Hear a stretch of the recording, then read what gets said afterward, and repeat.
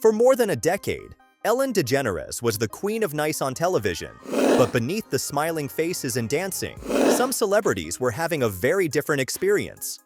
Today, we're looking at the times when stars finally said enough and pushed back against Ellen's contentious interview style. Before we get into these jaw-dropping moments, don't forget to subscribe and notification bell because we are about to bear some of the most uncomfortable confrontations ever in the history of talk shows.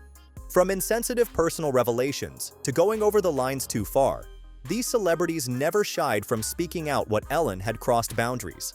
Let's go straight along these unforgettable moments. 10. Jessica Simpson's sobriety. When Jessica Simpson appeared as a guest on the show in 2017, Ellen persistently questioned her over alcohol consumption, despite Simpson appearing discomfited. No. You're not We got an pregnant. IUD. Nothing is gonna get in that uterus. The interview coincided with the time that Simpson was discreetly fighting battles of sobriety, a fact that was later revealed when she wrote the book, Open Book. Although attempting to remain composed, Simpson dodged the questions with humor, but tension permeated the room.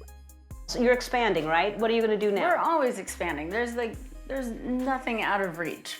The interaction was even more unsettling in the wake of Simpson's 2020 admission to her battle with alcoholism, demonstrating how Ellen's insistence on inquiring about drinking might impact an individual in recovery.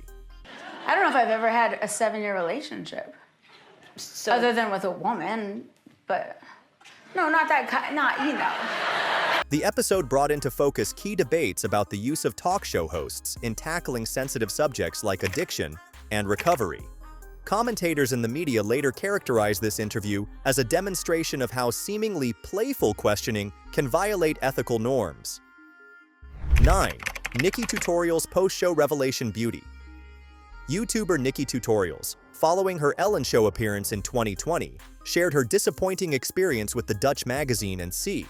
Despite the fact that she was invited to the show after she came out as transgender, Nikki shared she wasn't even greeted by Ellen before the show and was treated coldly during her visit. Killer. Every one of Ellen's guests had their own personal toilet, but I didn't, she recounted. I wasn't allowed to use the nearest bathroom because it was for the Jonas Brothers.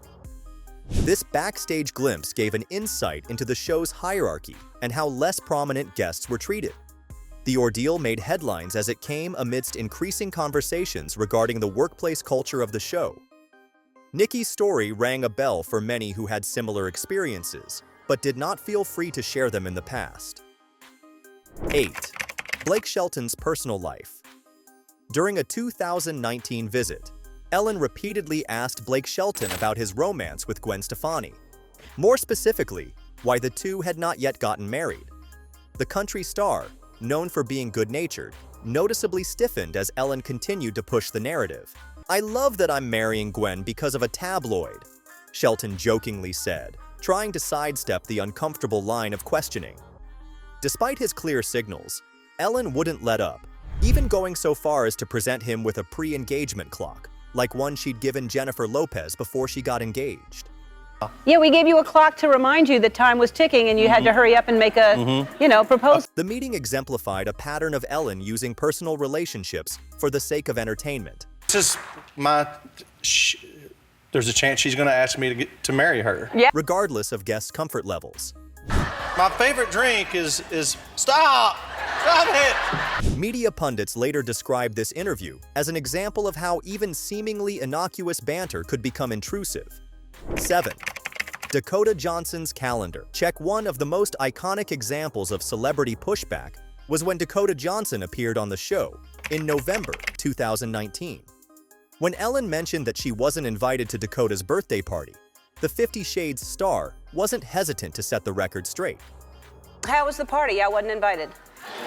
"No, really, that's not true, Ellen," Dakota answered with a laugh that would be the stuff of legend. No, that's not the truth, Ellen. "You were invited. When I was on the show last time, you gave me a lot of grief about not inviting you, but I did invite you, and you didn't come." You were invited. Last time I was on the show, last year, you gave me a bunch of about not inviting you, but I didn't even know you wanted to be invited. What made this moment most interesting was Dakota's preparation. She had also phoned ahead to her producer to make sure that Ellen's crew had indeed been invited. Jonathan, your producer. Who Okay. said you were? I Yeah, was he's right invited? there. Why didn't I go? This conversation was a turning point, one of the first times that a celebrity has called out Ellen on her own show. No, I think I do remember I was invited. Thank you. The interview became a social media viral sensation, with the public praising Johnson for being assertive. Subsequently, cultural critics identified this interview as the moment when Ellen's reputation as the benevolent, compassionate host of television ended. 6. Taylor Swift's dating history backlash. During a visit in 2013, Taylor Swift was subjected to a fast-paced slideshow of guys she was allegedly romantically linked with. Hold it like you're gonna ring it at some point. Okay. As images flew across the screen, Ellen instructed Taylor to ring a bell whenever she'd composed a song for each person. Obviously uncomfortable, Swift responded, "I don't want to do this. This makes me feel so bad about myself. It's just very degrading." You know I can't talk about that. All right. Despite her protest, Ellen continued to pressure, causing Taylor to say, "I don't want to. They'll send me angry emails and I don't want to get them." But I don't want to. I don't want to. All right, I'll ring- Because they'll send me angry emails Here. and I don't want to get. Years later, Swift would recount this experience in her documentary Miss Americana, detailing how this type of public handling of her love life affected her psychological health as much as public image. The interview has been invoked ever since as an example of how women within the entertainment sphere are continually faced with inappropriately intrusive inquiry into their lives. I come up here, you put like a different dude up there on the screen, and it just makes me really question like what I stand for as a human being. This episode became topical again with the Me Too movement, with several criticizing how such interview strategies add to the overall problem of women being defined by their love lives in the media. 5. Mariah Carey's coerced pregnancy admission. Perhaps the most infamous moment was when Ellen attempted to bully Mariah Carey into admitting to pregnancy rumors in 2008. Ellen presented Carey with champagne and pressed her to drink it to demonstrate that she wasn't pregnant. Let's toast to you not being pregnant. If you're not pregnant, then we should. my goodness. Carey, clearly embarrassed, tried to make light of it, stating, "I can't believe you did this to me, Ellen." I can't believe it. Carey would miscarry that pregnancy. In a 2020 interview with Vulture, she reflected on the moment. "I was really uncomfortable with that moment is all I can say, and I actually have had a hard time trying to wrap my head around what happened afterwards." People are saying that that you're pregnant. There's rumors. Don't discuss that. The controversy triggered mass debate on the morality of coercing celebrities to make their personal affairs public, particularly when it comes to pregnancy, which is for many a personal issue until they decide to go public with it. Doctors were also quick to attack the tactic of using alcohol to out possible pregnancies as sending the wrong message and endangering public health. 4. Justin Bieber's private photos. Ellen displayed unauthorized paparazzi images of Justin Bieber on holiday, ranging from romantic moments at his holiday home in 2015. Ellen had taken it as banter, but Bieber appeared visibly apprehensive with the intrusion into privacy. "I'm being violated here right now," Bieber joked half serious. Why are you putting me on the spot like this? Gosh. Trying to keep himself composed, he went on, "This is strange. I have no idea how they obtained these." The encounter highlighted the show's willingness to employ invasive paparazzi footage for entertainment. The episode created greater controversy about celebrity privacy rights and the ethics of using paparazzi photos taken without consent, especially in what appeared to be friendly talk show environments. The interview was used later by privacy activists as an example of how normalized privacy invasions had become in celebrity culture. 3. Michelle Obama's CVS trip controversy. In a 2016 sketch where Ellen had then First Lady Michelle Obama visit CVS, what was a supposedly lighthearted prank turned uncomfortable And you push the basket because nobody's going to push it for you. as Ellen kept showing behavior which had to be corrected by Obama. Ellen, don't open these up in the store. Why not? "You're really not a good person to take to the store," Obama said, semi-seriously. Magazines, let's see, who's on it? Are you on the Let's cover see if of they have anything? essence. As Ellen continued to act up in ways that clearly made the First Lady squirm. Trying to remain cool, Obama constantly found herself being the adult in the room. The episode reflected a pattern in Ellen's sense of humor, placing her guests in uncomfortable situations in the name of humor, even when the guests were clearly not enjoying themselves. Media commentators later referred to this as an example of how Ellen's sense of humor made others uncomfortable for the sake of entertainment. 2. Celine Dion speaks up for son's hair. During an interview in 2007, Ellen showed a picture of Celine Dion's son and wondered why his hair was so long. All right, well, it seems like you're busy with something because you're forgetting to cut your son's hair. Dion, known to tell it like it is, didn't mind speaking up for her parenting decisions. Do you have a problem with that? Dion dared. Do you have a problem with that? No, I don't have a problem. She kept on giving an impassioned speech about letting children speak for themselves and decide for themselves.